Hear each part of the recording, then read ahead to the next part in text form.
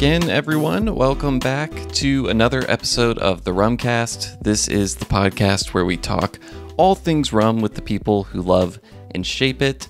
I'm Will Hookinga, and guess what? This time you are stuck with just me for the intro segment of this episode. So my co-host John Gulla is dealing with some household projects that threw some curveballs his way this weekend. All good though, nothing to worry about because he was there for the interview we are sharing with you today, which is with Kyle Roitner, the general manager of Kohana Distillers in Oahu, Hawaii. It's a distillery that you've heard us talk about on a few episodes recently, and we were finally able to get an interview set up with them. And in a way, it's a good follow-up to the previous interview we did in episode 35, which was all about Moba rum in South Africa, because this is another distillery located far from the Caribbean that is growing sugarcane and making sugarcane juice rum rather than molasses-based rum. But that said, they are very different, which is part of what makes this interview so great. So Kohana has its own unique approach that is really driven by the sugarcane itself. So every rum they make comes from a single varietal of what they call heirloom Hawaiian sugarcane. They have over 30, I believe, of these sugarcane varietals, and they have all kind of descended from the original first few varietals of sugarcane that were brought to Hawaii by the first Polynesian people who arrived there hundreds and hundreds of years ago. I think over 1,000 years ago, actually. Kyle goes into the details of that in the interview, but essentially Kohana is just getting past the beginning of what is going to be a decades-long process of making rum exclusively from each sugarcane varietal to kind of discover what is different about each one and how those differences express themselves in the rum. So they have a super interesting approach and philosophy to doing that, which we talk about during the interview. And Kyle also takes us into some of the history of sugarcane in Hawaii. Its journey and role there was really different for a long time than it was in the Caribbean. So super fascinating stuff. I think you're going to learn a lot here. I know I did. I don't want to spoil too much. Kyle really brought a lot to this interview. He has a background in both chemistry and hospitality. So he's just got a lot of expertise from, a variety of perspectives that he brought to each topic we touched on. So I think you're really going to love this, and I'm excited to get into it.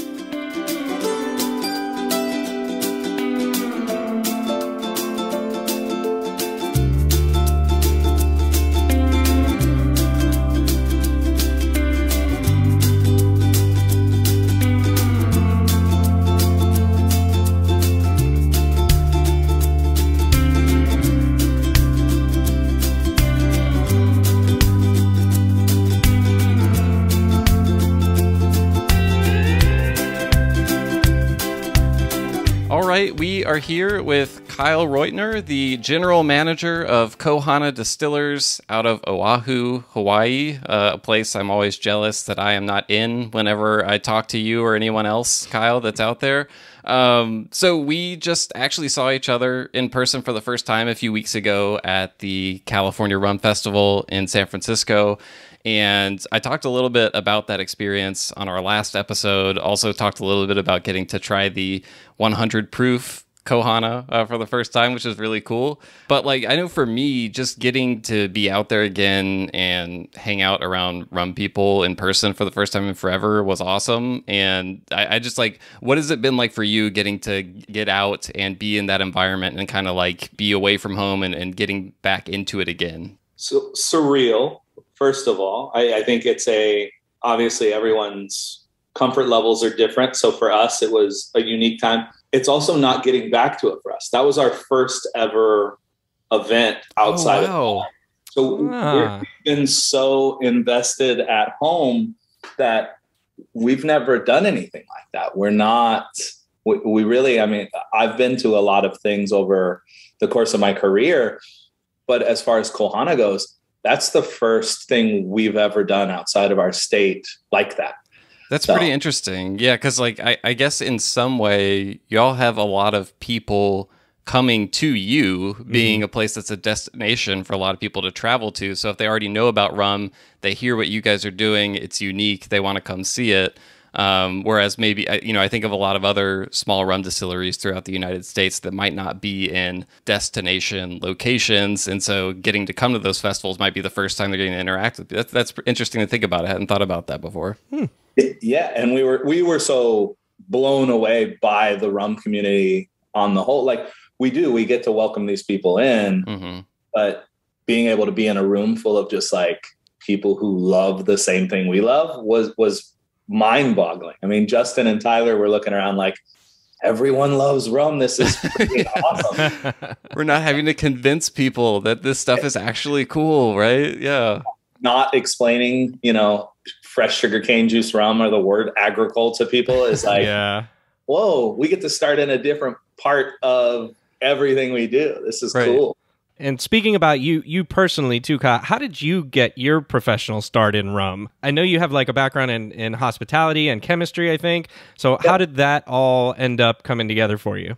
Yeah, so I'm a recovering chemist, as I like to say. I'm a PhD dropout and, one of those losers. I feel like recovering chemist makes it sound like you have some kind of like Breaking Bad background or something like that. I'm choosing to take it that way. It's incredibly intentional. I like that air of mystery. I won't tell people that it was me studying a protein via solid state nuclear magnetic resonance spectroscopy. We'll just leave it at the Breaking Bad side of things. Fair enough. It's more fun and no one will fall asleep. I got into rum through hospitality, man. I got into it via running bars and restaurants and being, kind of a cocktail geek. I rode an early wave in Hawaii for, the craft cocktail movement and ended up just being in the room as conversations were had based on what we needed for craft cocktails, which was spirit. So I just got invited to the table, honestly. And I was on a short list of people. So when people decided to do new projects, I would get reached out to. And that's literally what the Kohana founders just reached out and said, can I buy you lunch? I have this really fun idea I think you might want to be a part of. It was a cold call. Wow. And was that really the start or the genesis of Kohana as well? Or I always wonder if it's like, did it start with sugarcane or did it start with rum? Like it's kind of the chicken or the egg with you guys, I feel like. Yeah, no, it started with the cane. So it started with ko, which is the Hawaiian word for sugarcane. And really even more than that, it started with wanting to put our hands in the dirt. So the two gentlemen who founded the company wanted to get involved in agriculture. And so they were looking for what are the places that Hawaii could use an uptick, whether that's food sustainability or at the time fuel was big, right? Biofuel and things like that. And along the journey, it's like, let's ask a bunch of smart people questions and see, what wants to be done. And once really Robert Dawson found a single scientist, Noah Lincoln, who now is Dr. Lincoln, he was like, oh, sugarcane, this is it. And then that's when the rum idea sort of was born. So it started as, how do we do something from the earth in Hawaii? And I was contacted post that decision. So they had already decided it must be grown in Hawaii. We're creating jobs. We're building this thing actually of here. And so it started out as a sugarcane project for sure. It was Maunalele Cane Company.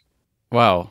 That's pretty fascinating because I think when people talk about sugarcane in Hawaii, the conversations go to the end of that just happened. Like the last mill closed there a few years ago. And I want to kind of start the conversation about what you guys do with sugarcane, because like when we were at the California Rum Festival, you did a presentation and you got up at the beginning and you said it more eloquently, but it was like, fair warning, this is like, we're going to talk a little bit about rum, but this is mostly just going to be about sugarcane. And it ended up like, I said last week, I thought it was the most interesting seminar that anyone did at the show. But I think one thing that's so fascinating about it is sugarcane had kind of a different path to Hawaii and played different roles than it did in the Caribbean for a big portion of Hawaiian history. And you pointed out, like, we kind of think of sugarcane as taking this steady westward journey, but it came to Hawaii like a different path. So For those who are unfamiliar with sugarcane's role in Hawaii, can you give like a quick history lesson, because it ends up tying in many ways into the whole Kohana philosophy. So, and I think it's a fascinating place to start. Yeah, no, and I think that's fantastic, and thanks for the compliment as well regarding the seminar. I'm always worried. The two things I have to say before I start talking is, if you are actively interested in these things, there are 2 books out there about Hawaii and Hawaii sugarcane that are must reads. One is called Ko, K-O, with the line over the O that's known as the Kaha Ko, and that's written by the aforementioned Dr. Noah Lincoln. Quite literally the book on the thing we find the most important. Mm-hmm. The second book is called From King Cane to the Last Sugar Mill, and it's written by Bob Osgood and friends. These are both people that have, and there's innumerable other humans that have brought the heat to this. So like those are the places that most of this information comes from. And I like to be fully transparent. Yeah. No, and we love book recommendations on the Rumcast. And actually, I just ordered a copy of Dr. Lincoln's book the other day. And I fully plan on reading it, but I also know it's the kind of book that, like, if you order this and you don't end up reading it, it's got these amazing, beautiful photos of sugarcane, and you can put it on your coffee table, and it's like written by a doctor. So it's going to make you look very smart to have it just laying out there on the coffee table. So yeah, it's so cool. It's a good book. What's also nice about it is the title. I don't even have to write it down right now. I'm going to remember that. Ko. Yeah, we got to remember. Exactly. And I think you can find it on our website, but you can also find it on Amazon and a couple other places. So, awesome. Yeah. Okay. Well, if you guys have it, I should have bought it from you guys. So everyone, if you're listening, we'll put the link up to Kohana's link so you can you can support them instead of Jeff Bezos. He's got enough money, and you can order some rum at the same time. Exactly. Keep the money in the University of Hawaii Press and Dr. Lincoln's hands. That's the play. So to answer the question now, after we found our way back there. Yeah, for sure. Most people's worldview is, okay, sugarcane starts somewhere in Papua New Guinea, India, China, travels through that whole continent, gets to Egypt, the Middle East, ends up coming up to Europe, hops a ride on Columbus's second voyage, ends up in Hispaniola, populates most of the Caribbean, the southern United States, eventually California, and in the 1800s, plantations get to Hawaii. And that's true. There are arrows going that direction. The thing that doesn't get spoken about is that in about 1,000 years ago, about 1000 AD, the Hawaiians, and before they're known as Hawaiians, the Polynesians, are traveling the seas from Papua New Guinea to Fiji, Tahiti, and eventually getting to Hawaii, and arguably even the western part of the United States. They brought Ko with them on those journeys. Yeah. So there was sugarcane populating the Hawaiian Islands about 500 years before the Caribbean got its first stock of sugarcane. So it's a really unique space. And in addition to that, it was brought for different reasons, right? By the time Columbus was throwing it on there, it was already a commodity, right? You were already trying to have table sugar and you're trading these spices. The Hawaiians didn't have that. They brought it for the day-to-day uses. So, Mary Poppins, spoonful of sugar, right? So it's in all of these traditional medicines. It's in ancient sort of Hawaiian tattooing. And really, probably most important, although like the least sexy, it's the most calorically dense crop in the world when grown right. Really? So, yeah. So if you're traveling the seas, if you're literally crossing the Pacific, you have access to fresh water and sugar in amounts that are necessary for survival. So Ko was grown all over. And it's really brilliant to see how the Hawaiians use the plant and how different each cane is from the next. So really, really fantastic. And that's the short story. Mm-hmm. It really could be its own 2-hour seminar on, warring rituals and birthing. Yeah, I was gonna bring out. You mentioned one thing in your presentation that was so fascinating to me about how they would plant the Hawaiians would plant it along like I don't know if you called them like war trails or like when they were traveling and stuff, and it had some function there. Could you explain that real quick? Yeah, so the legend goes, and it's interesting because there is no written history in Hawaii before the Western contact occurs. Oral tradition. Yeah.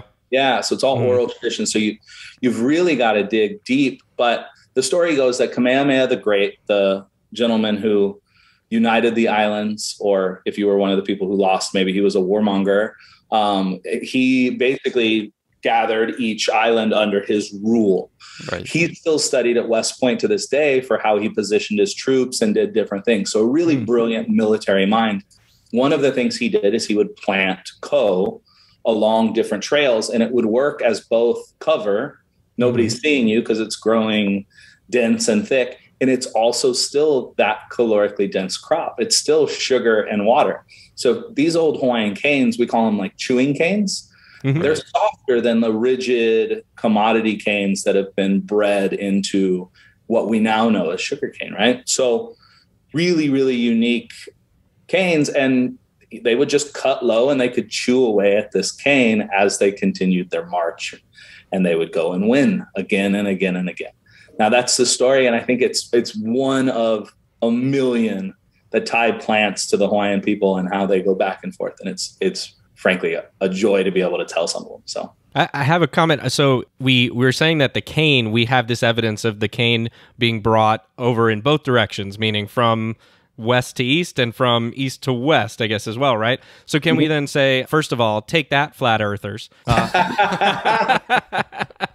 And second of all, it really does provide such a rich history and understanding of how that kind of whole thing happened. And frankly, like you said, I really had no idea that that tradition was there in Hawaii for so long before other places in the world that we come to customarily think about it. So that's pretty awesome. What I wanted to kind of follow up with to you, though, is then so we have this 1,000-year history, and I recall, and I think, Will, you just mentioned it, I recall hearing that is it right that the last sugar mill in Maui closed in like 2016? That is 100% correct. So yeah. you and maybe some of the other rum producers on Hawaii are the only farms left now growing cane in Hawaii?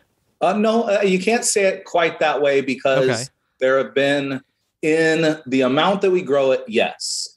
Okay. But if you follow, and there's a resurgence to old Hawaiian farming practices where we have a lot of unique crops, right? We have kalo, which is taro. We have ulu, which is breadfruit, and all these things. And in these old systems of farming where, like, you know, you're trying to preserve water instead of just like blasting your fields with tons of irrigation, they would plant cane to essentially work as like a berm and hold these like waterways in these wetland lowy and things. So there's been people farming these ko forever, and frankly, there hopefully always will be. Right. But yeah, we're the largest, you know, contiguous farm, but there are a number of people growing some amount of ko. Right, like provincially or for their own uses. And gotcha. Exactly. Wow. Yeah, and I want to get into the cane varietals that y'all are using, and I think anyone, the first time they pick up a bottle of Kohana rum, one of the first things they'll notice is that on the label there's a spot that tells you the varietal of cane that was used for that bottle. So any bottle you guys put out, it's always just one varietal. And when it was harvested. Yeah, and when it was harvested as well. Good point. And I think you mentioned, correct me if I'm wrong, I think the number that you guys have are 32 different cane varietals. And so I'd love if you could kind of give us an overview of, A, you touched on it briefly, but why these varietals, B, what makes these different from typical sugarcane that was grown commercially for, you know, actually making table sugar, and how are you guys kind of organizing and managing all these different cane varietals right now? Like, are you actively growing all 32 at the same time? Do you have a few of them? I just packed like 6 questions into this one question, so I'll pause now and let you jump in. Will, I think they all connect. So it is, Thank you. Yeah, you saw where I was. You saw the method behind the madness there. For sure. So we grow 34 genetically unique canes on our farm right now. That being said, of those 34, there are somewhere around 107 different names. Okay. And so you have to remember, as over the millennia that Hawaiians are growing ko, they're in very different places, and you're not traveling quickly from Lahaina to Oahu to the island of Hawaii. So these ko are adopted by different people in different places. And even though they're genetically unique, they are genetically the same. They have different names in different places. So we have to be really careful. There's an indigenous intelligence there there is no right name. Right. All of them are right. We do have some chosen ones to simplify life, but we grow 34 of those heirloom canes. Within that, we have used 10 of them for individual production, single varietal rums. Okay. We will eventually get through all 34. We're limited by land, time, and seed stock. You got to remember, as a farm, Robert and Jason started, out in these fields with Noah and Bob and all these other folks and a bunch of grad students who go unnamed. And they're collecting, 150 cuttings, a quarter acre worth of ko. And by the end of this year, we're going to be 300 acre farm. Wow. So it takes time to grow out to that size. So eventually we'll get through all 34, but we've done 10 for production. And for us, allowing the learning to occur is really, really, really important in regards to how to grow these canes, how they ought to be used, how they should be nurtured, all of those different things. So we're always learning. And at the beginning of everything we do, it's about the farm. So it's all about this plant. And there's not a ton of information about how to do what we do. So there's a lot of kind of embracing not knowing things, which I think is difficult for the modern American distiller to understand. I would imagine. We don't know. And we're really into learning it, not thinking we know it. And are you taking an approach that's kind of a hybrid of like the cultural knowledge that's already there and a scientific knowledge that meets that? Is that kind of how it's happening? Yeah, full on. So we don't grow cane like the plantations did, but we're not going to deny some of the science that exists to help that. So Hawaii being so crazy out in the middle of the Pacific, right? We're very remote. Isolated. For those of you that don't know where we are, it's a long flight. Show up on general maps most of the time. People just don't care to write our islands in. We had to compete on a commodity market in the 1800s. They really had to be intelligent and develop, frankly, the best science there was. So the best sugar scientists in the world were in Hawaii for almost 100 years. The Hawaii Sugar Planters Association was amazing. And that's no diss on any Caribbean sugar scientists. I'm sure they were phenomenal. But like drip irrigation and the way crops were grown here advanced much quicker than it did in a lot of other places. So there's some really unique opportunity to embrace the science as it relates to caring for plants without sort of using the modern ideas of let's make all the cane the same. So getting to that point is we embrace these ko because they are meant to be in Hawaii. They ought to be grown here, just like the ulu that's here or the kalo, all the different varietals. We grow Hawaiian cane because it's what should be grown in Hawaii. Like we're into that.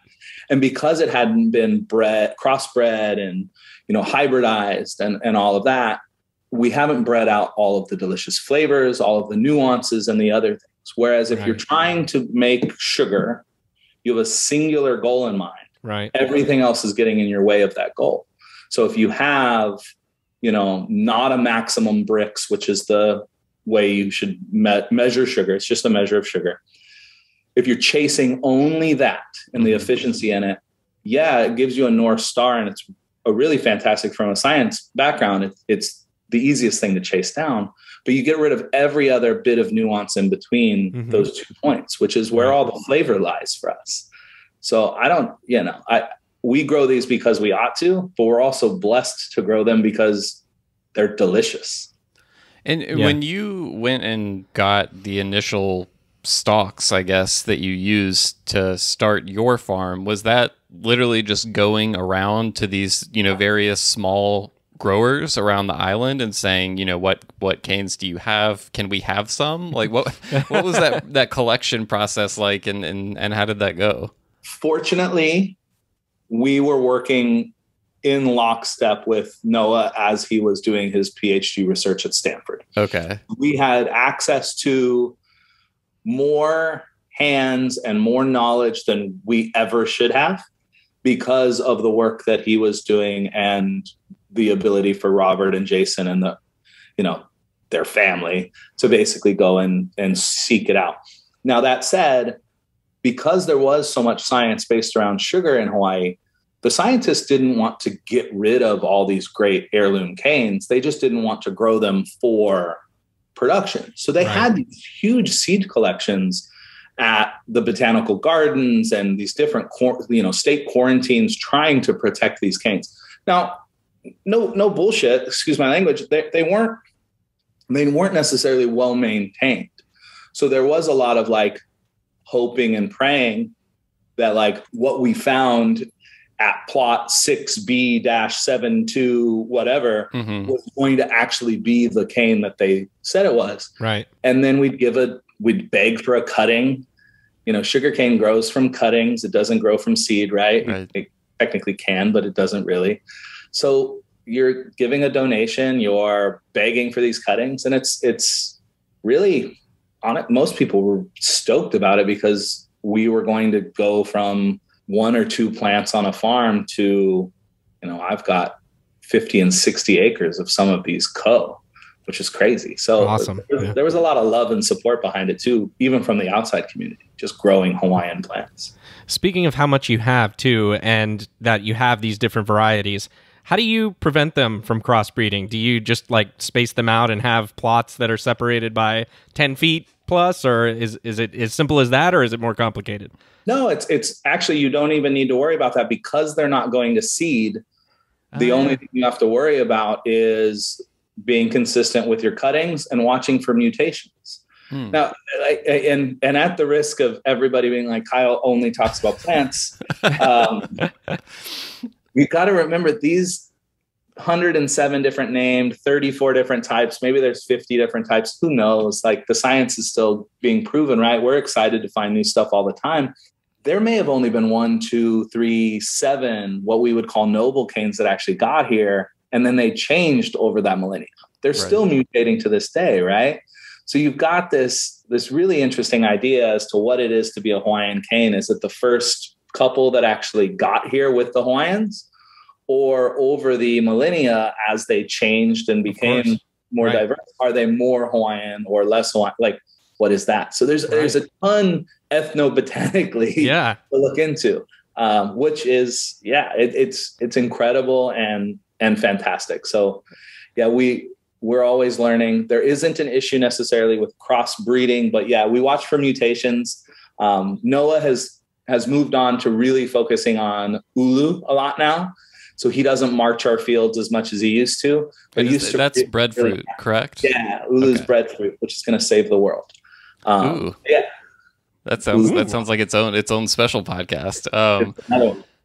So I want to keep talking about that, but also we mentioned everything Kohana does has been single varietal. Some people may be wondering, like, okay, why? Like, why do you want to do all these different bottlings of rum that come from just one varietal? Because not every producer that makes rum from fresh sugarcane juice only uses one varietal. There are some distilleries out there that have done like some special one-off releases and stuff like that. And there are some that only use one varietal, but it's not something that everybody does. So why are you guys doing that? And why are you kind of going through it so meticulously with 30 some odd different varieties? It's really simple. We don't know what these canes will be like as rums. And any assumption is just that. It's an assumption. So if you don't go through and try them, then you don't have any idea. So why wouldn't you first? We're not 250 years into this. Excuse me, I'm going to go back. We're not, I don't have a ton of history with people growing these plants and distilling them and knowing it. What they do in Martinique with 13 different cane varietals that they can use, and some use this and some use that, and they have the history. I find that really beautiful. For me to have the hubris or, the arrogance to think that we would have just picked the right cane, flavor-wise or whatever, that would define Hawaiian rum forever, that just doesn't make any sense to me. So as a company, we look at it as an opportunity and a privilege to be able to grow them, see what they taste like. And eventually we're going to circle in on what we want to do. Yeah, maybe for my whole life, Kohana will do single varietal and only single varietal. Maybe in 15 years, when all 34 plants have been exhausted and we understand a lot more, we'll begin a blending of this for that and the other and whatnot. Or maybe it's for my kids, or maybe it's for, whomever. But it's about the journey and getting the ego out of the way a little bit, as far as like, oh, it's just a plant. We're trying to show as much respect to that and get to the right answer. Yeah. I don't want to make the assumption, because in 100 years, I don't want to be the guy written about having made a terrible assumption. I'd rather learn.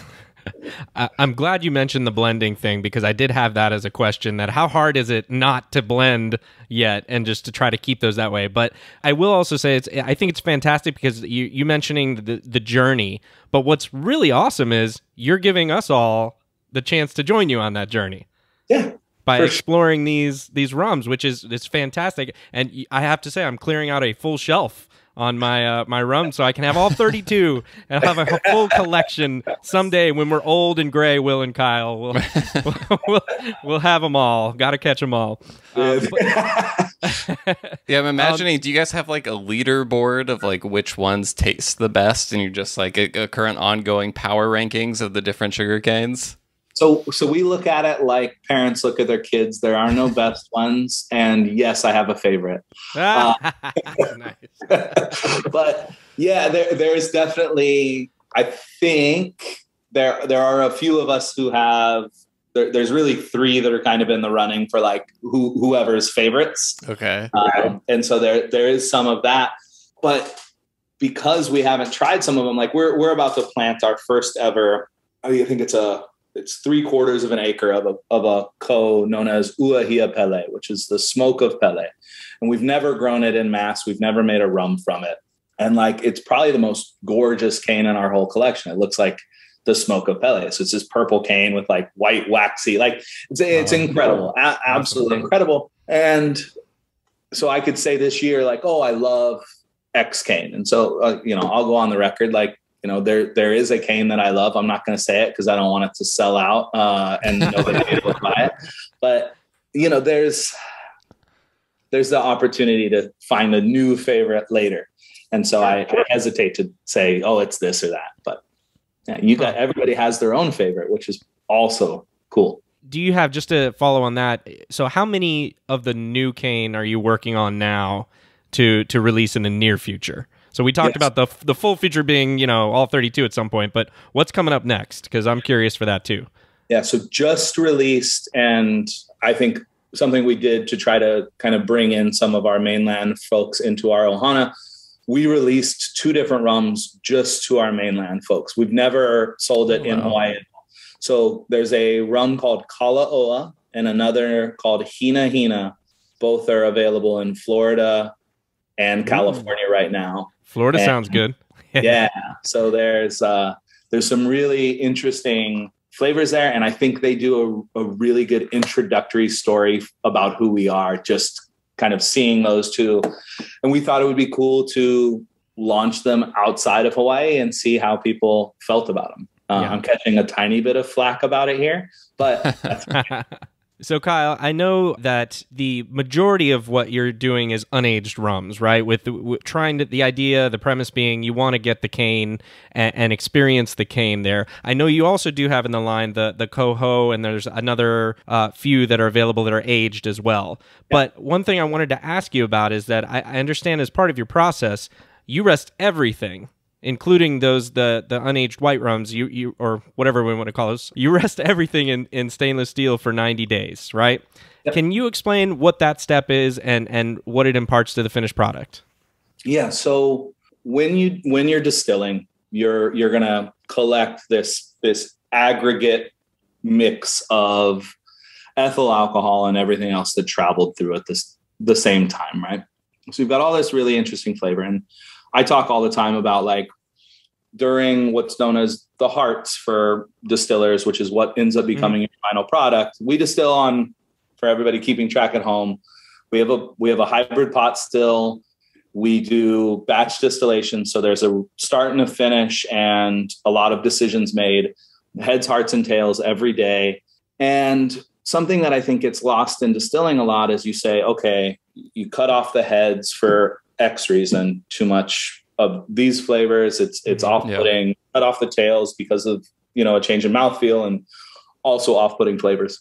And you keep the hearts. The assumption as that statement is made is that the hearts taste the same. That right. What comes off in fractional distillation is the same thing, boom, boom, boom, boom, boom, during that whole portion as that spirit is pouring out of your apparatus.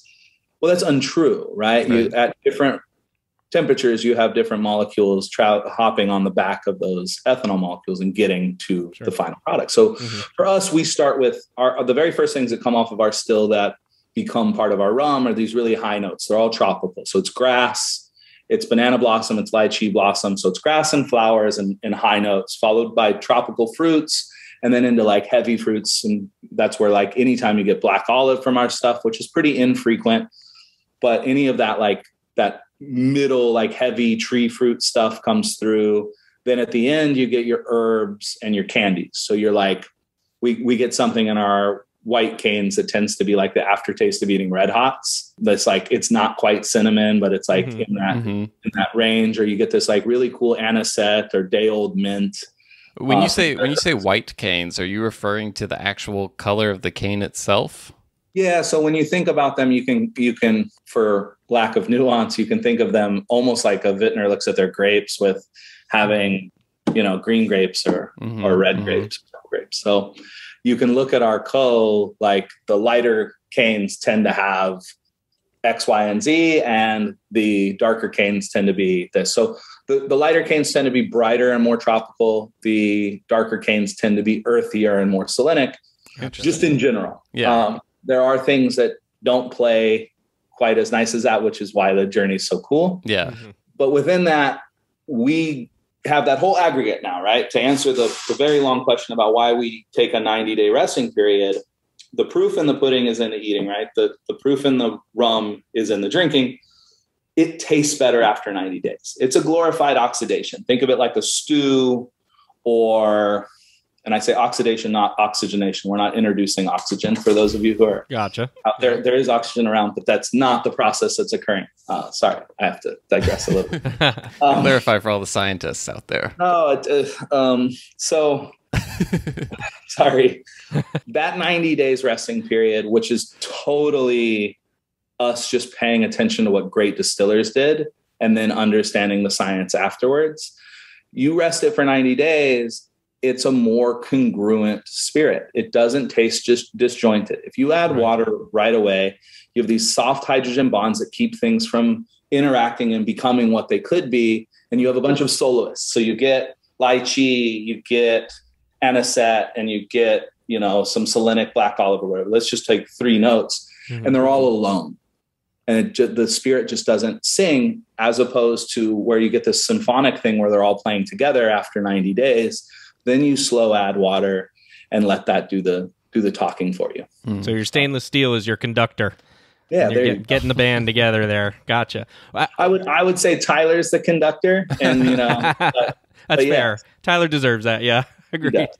So does the resting process in the 90 days of stainless steel also happen for your barrel aged rums, or does the distillate go right into the barrel? Right into the barrel for that. So we actually bring it down to the proof we like, which is around 118, and then we let it rest, because the same oxidative step that's occurring in that stainless steel barrel is going to happen inside of this breathable wooden barrel. So like, there's no reason to do them stepwise, because the same process can happen. Sort of the Venn diagram of like extractive, subtractive, and like oxidative aging. If you were to let it go, you might be playing catch up a little bit. So it's easier to just get it in the barrel and let it start doing its thing. That said, we have a lot of variables just making white rum. Yeah. Imagine the introduction of wood. Absolutely. Yeah.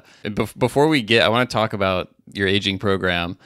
Before we get into that, I think a natural question people have if they're, looking at your different bottles and comparing them, they see the different varietals. They're wondering, when you make rum from this varietal, do you do anything differently during the process for this other one? Like, does this one need a longer fermentation time or more plates in the column or different things like that? So what is your approach from varietal to varietal?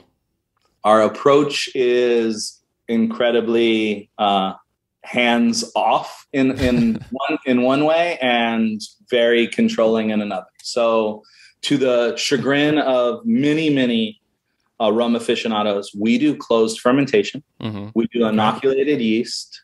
Okay. We are letting the variable be co. Yeah. So the idea is those are awesome. I love it when people talk to us and they're like, "Oh, I can't wait until we get an open top, like a wild ferment from Ohana. Oh, I can't wait until you guys do this thing, which is a double pot run instead of doing a single through the hybrid column or this or that." The amount of variables that are being added doesn't make sense to what our initial goal is, which is understanding these canes outright. And then we're going to introduce those things. I think those are all amazing projects. And if I had an infinite amount of energy and money, capital, we would be able to start experimenting with some of that as well at the same time. But for right now, it stays really straight in line. The word Kohana, the work of the sugarcane, it's exactly that.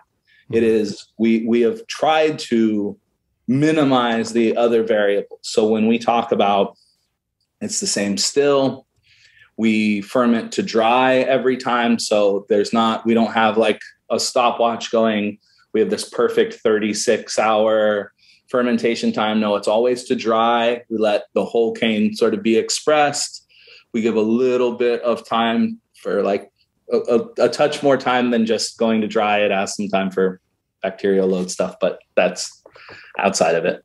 Single variable is the goal. It's not as simple as that because it doesn't work because time continues marching on, which is why the other thing that's on every bottle is the unstoppable variable of time. When was it harvested? Harvest date, yeah. So like this is living stuff, right? You can't eliminate everything. So we try to embrace some of that. Right. It's also not all grown in exactly the same plot of land as well. Right. It's different locations, right? Yeah. So let's talk about terroir. Yeah. Let's do it. Do it.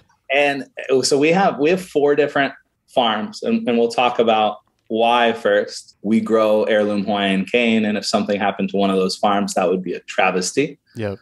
Having 4 different places where there are lots of canes, including the whole collection growing, is really healthy biologically.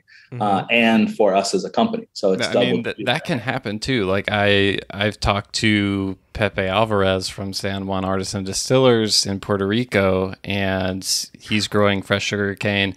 His basically entire first crop was entirely wiped out pretty much by Hurricane Maria, and it set them back years. And they had to put so much hard work into getting it back. So yeah, it's having multiple locations makes total sense for many reasons, but I would imagine, that's one of them as well. Yeah, no, it fully is. And you have to acknowledge that. And if you have the privilege to be able to have multiple farms, then you can kind of protect yourself. That being said, if the same type of hurricane came through Hawaii, none of our farms would be hidden. Yeah. Like we're not a huge place, like around the island of Oahu, right? So, and my heart goes out to him. That's just got to be brutal. I know how hard it is to grow cane. Yeah, I mean that was tough for them, but it's really cool to see now, like where they are now, because like they've got the fields going. They've just released their fresh cane juice rum, and I think a lot of people in the rum world are excited about that. So I'm really happy that they are where they are now. Heck yeah, show that resilience. Now that I know that story, I have to seek out some things because that's fantastic. Absolutely. I love it. For us, we have, like I said, 4 different farms. One is less than a mile away from the north shore of Oahu in Haleiwa. Another farm is on sort of like the northwest side in Waialua. Another is in Kunia, and then in southern Kunia. Kunia is central Oahu, a little cooler, a little tiny bit higher. By tiny bit, I mean like 800 Okay. feet elevation, not like 8,000. So a little cooler, a little different soil type, but only a touch. The real big change for us is temperature, mostly at night actually, and then access to the salt from the ocean. Right. So the North Shore of Oahu is famous for its surf. If you're on either of our North Shore farms working in the winter, you will leave with salt from the saltwater spray on you. And it's not something you feel throughout the day or anything like that, but at the end you're like, there's no way all of this salt is coming from me. Sweat. Yeah. So it's all over all of those plants up there. All the co is covered. Not to mention it's loud and macking. It's a very cool place to be. Someday we'll be able to show people it and take people around once Hawaii is opening. I'm planning my visit already. So I want to talk about the aging because you've been talking about emphasizing the plant so much and really showcasing that, and obviously that shows in the unaged rum. As like anyone who really loves fresh cane juice rums, I think that's one of the things that we love about them is how expressive they are of the sugar cane.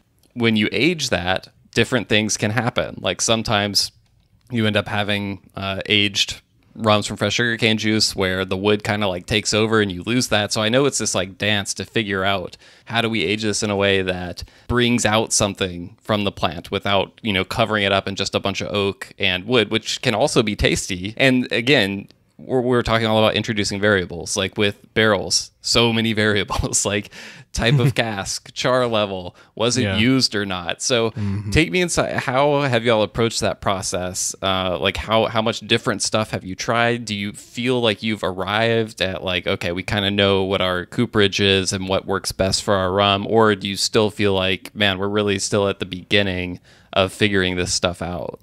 Well, I think when you look at the whole picture of how barrel programs work and the longevity that I would like for our company to have, our distillery and farm to have, we are definitely at the beginning.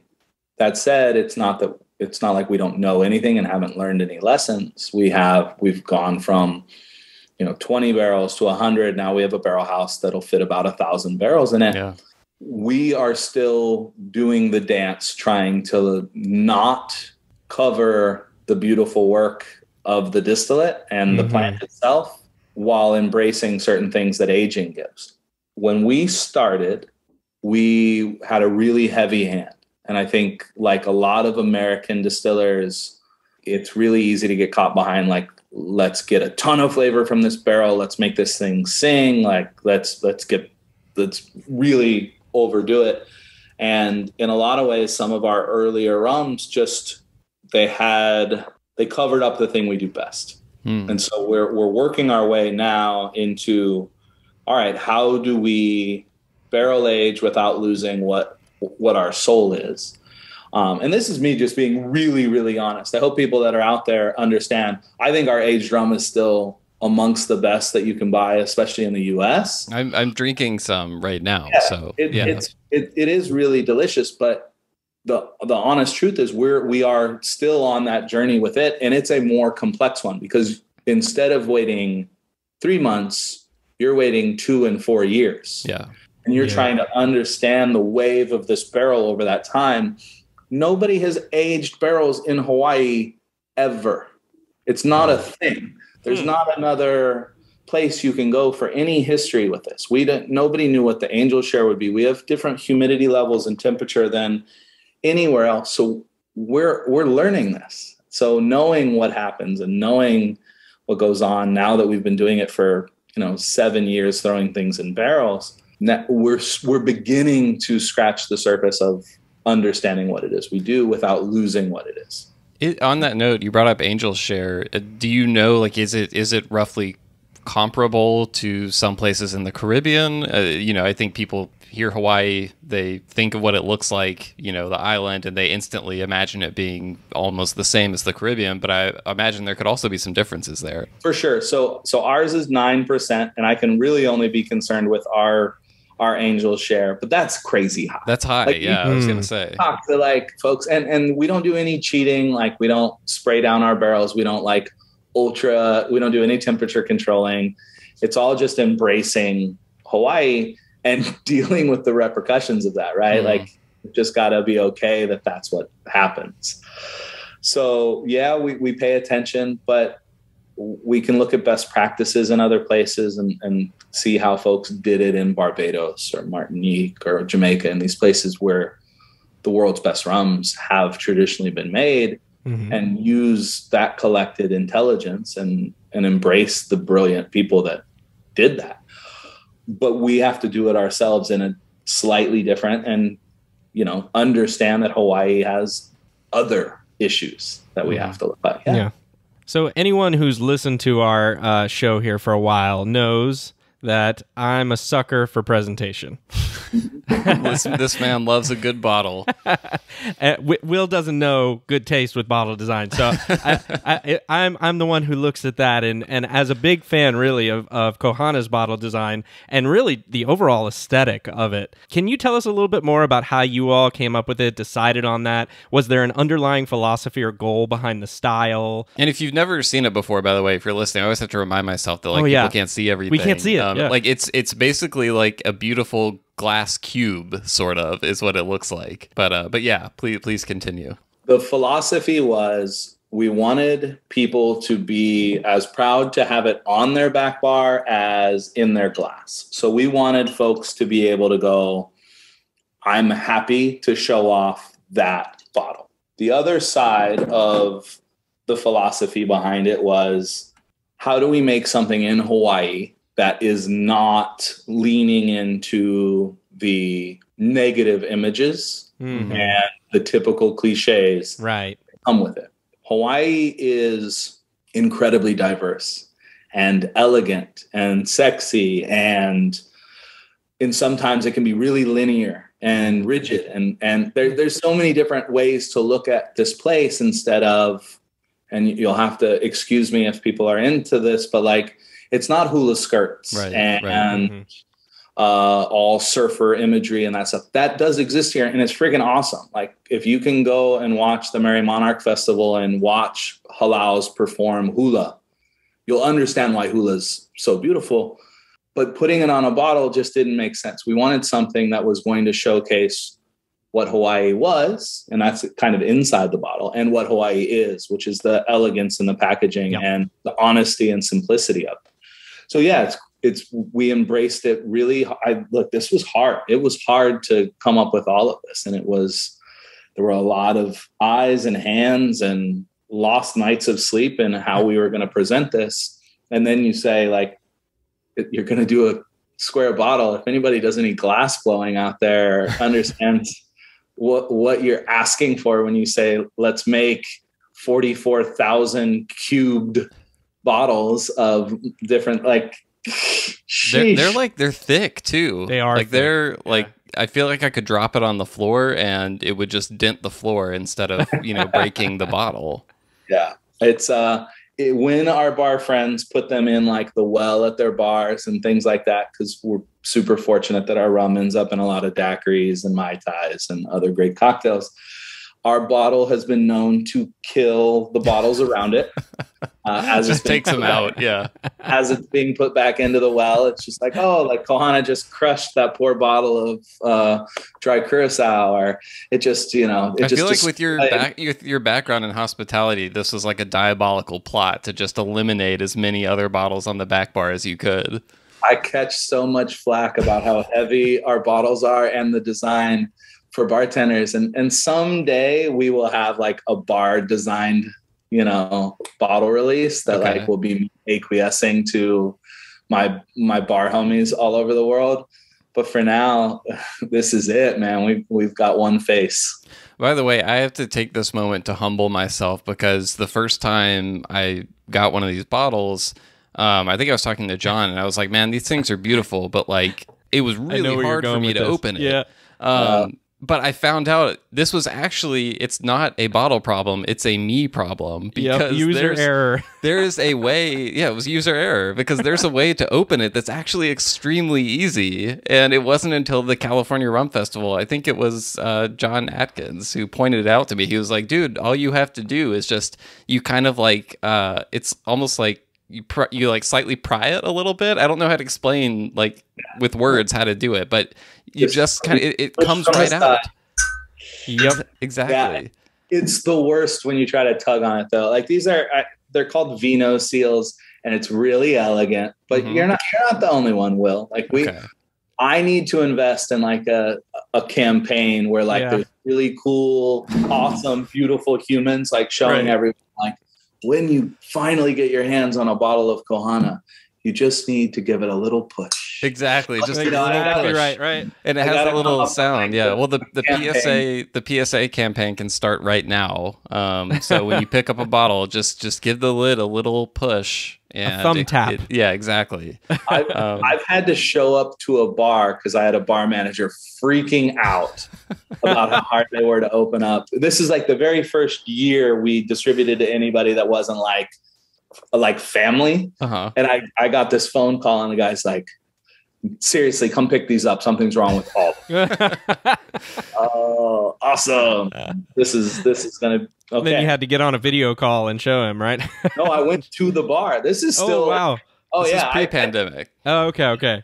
I drove over there and like, bought a drink afterwards. And I pulled them aside to show him because I felt like I was going to embarrass him in front of the staff. And he's like, I don't know how I'm going to go back there and show them this now. And I'm like, well, none of them knew either, man. So like, you're like, let's just share how it's done. That was terrible. Awesome. One other thing with the bottle I want to talk about real quick, because people usually this is a question people have, is just the agricole side of things. Yeah. So you guys have Hawaiian agricole on the bottle. I know there's kind of like an ongoing discussion in the, across the global rum community about what should have agricole on the label, what shouldn't. There's been, some pushback from some of the French island producers, in Martinique and places like that, on places outside of that area using the term. So like what is your kind of philosophy on that? And just, I'd love for people who are wondering about it to know, what your perspective is on that. Yeah, I'll start by saying we were unaware of how protective people were going to be over that particular word. When we looked at the problem, we saw it like most of the French-based protected things. It's space-based, not product-based, not an adjective. So like when we think about it, we're like, oh, okay, like Martinique, hugely protected. It makes a lot of sense. Like here's how they have to do it. What about these other islands and the other French islands? And, we really saw it as like, oh, like St. George did the California agricole. That's a really interesting way. How do we show love to that style without whatever? So it's like, oh, Hawaiian agricole makes a ton of sense to us. This is pretty early on. I mean, I think we marked it in maybe 2010. Okay. Yeah. So quite a while ago. And we're like, we're embracing it pretty hard. And there's been a little pushback here and there, but the word agricole to us and to me is an adjective that expresses that it's fresh sugarcane juice. And I can respect somebody that thinks that agricole means all of the other things that come with being AOC Martinique, but I don't think it actually applies to the word agricole. And I can see somebody being frustrated with us for sure about it. It's just, I'm not going to subscribe to that. And really, if you want to look one island chain over where they introduced their language and a lot of other things to the island of Tahiti, and if you make fresh sugarcane juice rum there in this colonized place and you call it agricole, you're against the AOC and you can't go into the EU. So you're allowed to throw your language on another group and do all of these other things, but they can't call theirs agricole. I think there's an overstep. And I think that protecting places is brilliant. I think that protecting that word might be an overstep. And I'll let everybody sort of deal with the fallout as it comes along. But it's, for us, we would like for them to see it as a net positive. I know people in Hawaii know more about agricole because we've introduced that. And I can understand the feelings in France or Martinique about the other side. But for us, nah, I mean, it's Hawaiian agricole. We don't separate them. We don't use an H on the rum. We don't do the other things. But there's a fight to be had, and people are really passionate on both sides. We're interested in making really dope rum. We're not trying to be disrespectful, and we have Hawaiian Agricole on our bottle. It's who we are. Well, yeah, I think again, it's something that like people have. It's really personal to lots of people because all these brands put in so much work to all of this, and are trying to do their thing. So I think it's just good for people to share, what their perspective is, so people can hear it, straight from the producer, right? And yeah, just be able to get the full picture of everything. It really was birthed out of like thinking we were paying homage and like really going into that. We didn't realize that it was going to be kind of what it has been. Sure. Well, going back to like things in Hawaii, one of my like the coolest moments to me from California Rum Festival was after your seminar, sitting down with you and a guy named Art who works for Kuleana Rum Works, which is another rum distillery in Hawaii that is making some rum from fresh sugarcane juice. They have a whole different approach and everything from you guys. And, we won't get into that on this show. This is the Kohana interview. But one of the things that I thought was really cool was, here are two guys who are in some ways competing with each other, but you both had, there was this mutual kind of respect and energy and feeling that you guys were kind of doing something together in a way. And I think it's fascinating to just think about like, what to you, like, are there benefits that come with having other producers advocating for locally produced rum, growing sugarcane and stuff like that? Do you foresee ways of working together? How do you view all that? Yeah. So I think it's really easy to be small-minded about business and about whatever it is that you're protecting your own thing, and therefore no one else can be involved in it. I don't agree with it. We're not into that type of thinking. So for us, whether it be Koloa, Kuleana, Friends on Maui, new upstart distilleries, whatever it is, we just want people producing great things in the same space and proximity. And I'd argue that extends pretty much the world over. And if I'm doing just my little bubble, that's what we want for the rum community in general. Mm-hmm. I don't want to fight with people about this amount of the pie. I want the pie to be larger.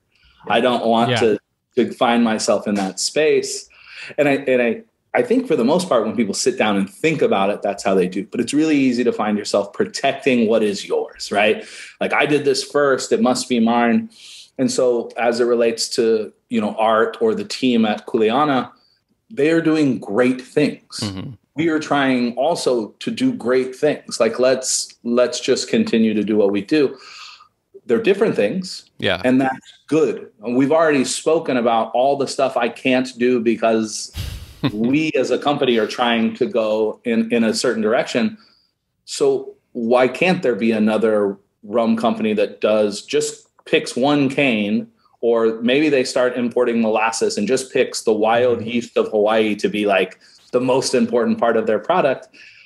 All of that is pretty cool. So why would I poo-poo that and stand in the way? Like, the idea that there's only going to be one Hawaiian rum on a shelf seems crazy to me. Like, if I talk to my friends in Louisville, they don't not carry Maker's Mark because they carry Buffalo Trace. Mm-hmm. If you talk to your friends in Martinique, the bars aren't not carrying Nissan because they carry La Favorite or Giam or Vermont. Like, give me a break. So no, I love Art. I mean, first of all, he's a friend. So there's that. But then, like, we've traded stories on harvesters and mills and visited each other's farms and talked different things. Like, we tasted their ferment maybe two and a half months ago. We went over and I got to jump into the distillery and taste one of their ferments. It's this really clean, beautiful ferment that was going on. And we're like, heck yeah, man. Like, you guys just keep doing this. And like, then they presented a blend that they had some cool Trinidadian rum. And this is just one example. Like, we talk about it, and like, there's Koloa over on Kauai. They helped to start the craft movement here. People should get the flowers that they deserve. Like, whether it's the scientists or the businessmen or the Hawaiians as they got here. Let's not forget about the people whose land we're all sitting on over here. Mm-hmm. But there's a way to share all of this without, taking some sort of like faux ownership and fighting over something silly. So no, I mean, look, us as a company, Kohana, we just want awesome shit happening. Let's be honest. That's what we want. Like we're going to be a part of that. It's what we're going to do. And if other people are into it, God bless them. Let's go. That's right. So yeah, we just want awesome shit happening from you guys as well. So I think we're all on the same page. It's there. a motto that we can all share. So speaking of that, Kyle, what's next for Kohana? You mentioned getting into Florida and some other places, which I'm really excited about, being in Miami. So I'm looking forward to that. But I know that there's probably more. You mentioned some of the other cane varieties that is going to be now coming out. Are you looking at the next step already? And what is that for you all? What's out on the horizon? The next step for us is moving from hand harvesting to a machine harvester, which may sound really unsexy to a lot of folks. So we swing machetes right now. It's all cane knife harvested, which is a really romantic story for somebody to write. We're interested in our farmers retiring with us and living healthy, happy lives. So the goal is to find ways for them to do more and more advanced harvesting techniques that allow for longevity. So we're moving in that direction on our farm, as well as expanding the farmland and therefore the amount of delicious rum that people are able to have access to, whether it's in Florida, California, New York, or anywhere in the world. So it truly is bookended, right? We have the farm and then we have the outreach on the other side. Now there are some really cool releases that are coming up, like we talked about the 100 proof, which I sort of swore years ago we'd never do that. We'd always be an 80 proof rum brand because, why would you swear that?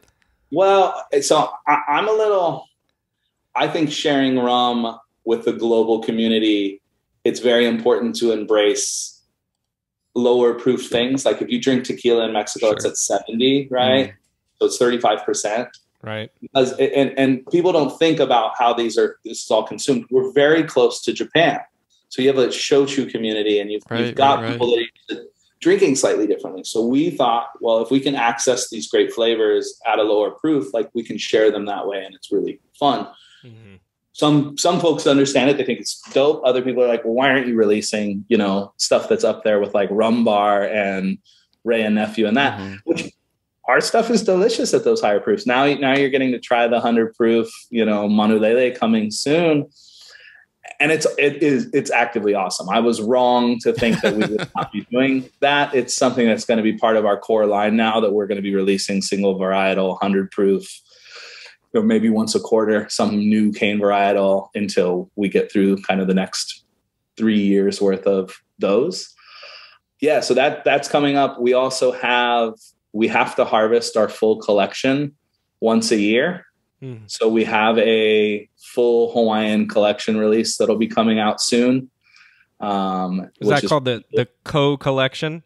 I mean, we have to. It's got to be alliteration. Yeah, why not just not just collection? Collection. So it's just of collection course. with a K. So Kyle's like, yeah, we're going to skip right past that. That's not going to happen, guys. Thanks. I did appreciate this collaboration, though. Oh, hey, there we go. Hey, yo. No, but there's a number of other things that are coming down the pipeline. But the truth is, maybe it's a little unsexy to talk on the podcast, that it's about improving harvesting and growing the production side of things to be smoother and clip away at a different pace and just really hitting that. It's something we've never had the opportunity to do multi-years worth of full production, full bore. Tyler Johnson, our distiller, and his team going, the whole farm humming all year long. So this will be a unique opportunity for us to really find the sexiness in the unsexy, which is, producing and like the day-to-day joyful work that we get to do. So that's what it's about. And honestly, filling a boatload of barrels so we can better understand that and sharing it with a few other states here and there, but we'll still be relatively limited. I mean, Florida and California can basically buy everything we do. So.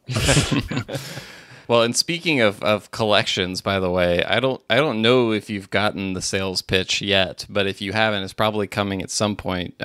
We talked to Knut Strand, who works with Moba Rum out of South Africa, and he told us about this little project he's working on where he wants to get as many fresh cane juice rum producers from all over the world to contribute to this little collection he's doing. And this goes back into something else that you said you guys wouldn't do, which was like 100% wild fermentation, unaged rum. He's trying to get as many samples of that from different places around the world. And when he was on the podcast, he told us about it, and he brought up Hawaii, and I knew there was only, a handful of people that could do that there for him. So I don't know if he's talked to you guys yet or not. Obviously, that's different from what you guys are doing. But if you haven't received the sales pitch yet, it's probably coming.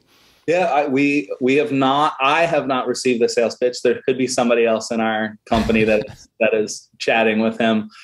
But like the 100 proof, like I say no, but maybe there's an opportunity for something really cool to do.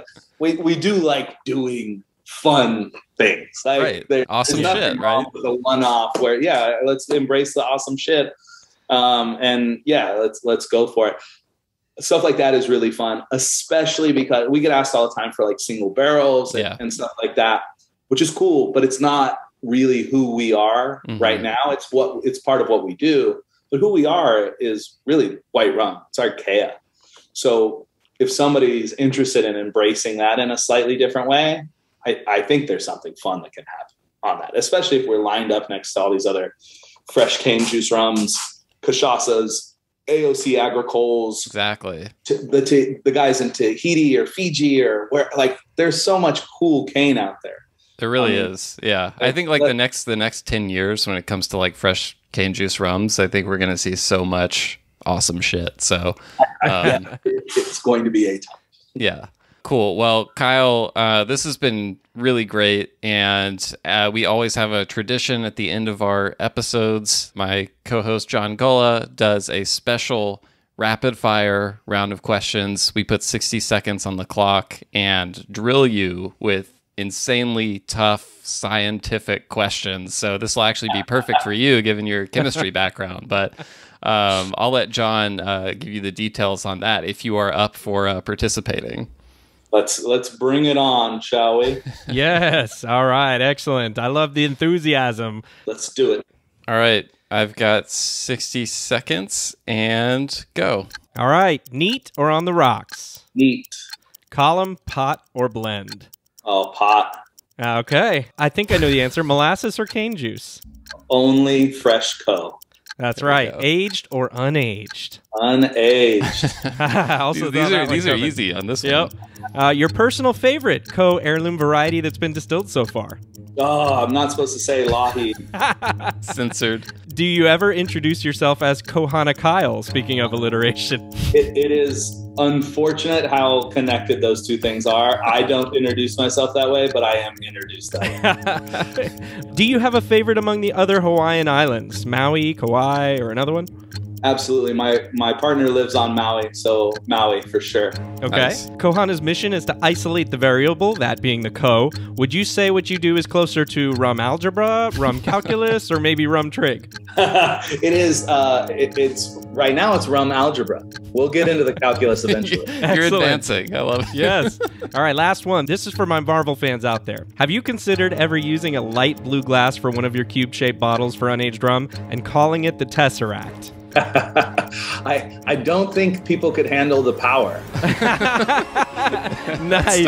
I'm just saying, I would. That's an insta buy for me. So I'm glad Kyle evidently is a Marvel fan, because it's a recurring theme on this podcast that I've seen like 2 Marvel movies, so I never get the references. So I'm glad that because that's the first time I've ever seen the word Tesseract in my life before. So I was totally lost, but you seemed like you knew exactly where he was going with that. I grew up on comic books, man. I'm well aware. A man after my own heart. Well, thanks, Kyle, for hanging out with us. Anything that we didn't get to or that you want to add on at the end for folks before we go? I just want people to know, like, if they have questions or if they want to ever see what we're up to, don't hesitate to reach out. We've got a distillery with big glass windows to show everybody everything.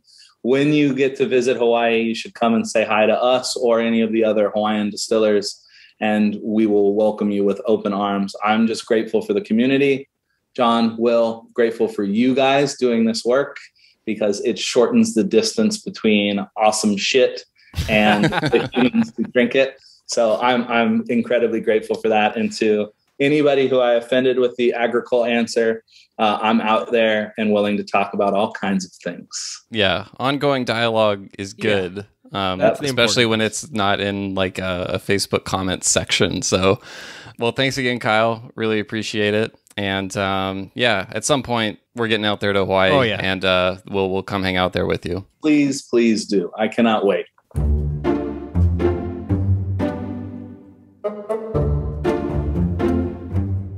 All right, thanks so much, everyone, for joining us for another episode of the Rumcast. If you want to learn more about Kohana, we're going to put up links to their website and stuff like that in the show notes. And as Kyle said, feel free to reach out to them with any questions you have or to learn more. If you have any questions for me or for John, you can always reach out to us on social media. We are at the Rumcast on Facebook and Instagram. You can also send us an email at host@rumcast.com. That's HOST@rumcast.com. So if you have any ideas for future episodes, just questions you want us to dig into on a future episode, send us there. We love getting emails from y'all and are always happy to answer however we can. And yeah, having said all that, we will be back together again soon for another episode, and can't wait to bring it to you. Thanks so much.